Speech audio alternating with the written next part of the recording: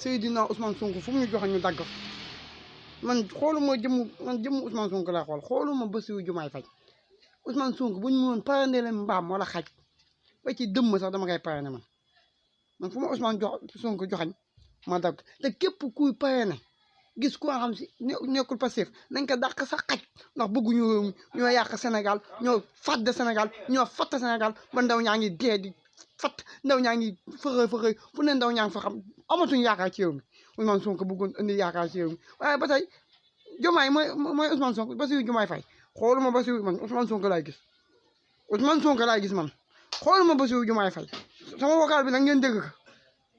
bu leen di woy dama ne Ousmane Sonko fi ne te kum ñu joxañ fa la ñuy dagg xaj ak mbaam lañ ci yemal kum ñu Ousmane Sonko joxañ ñu dagg fa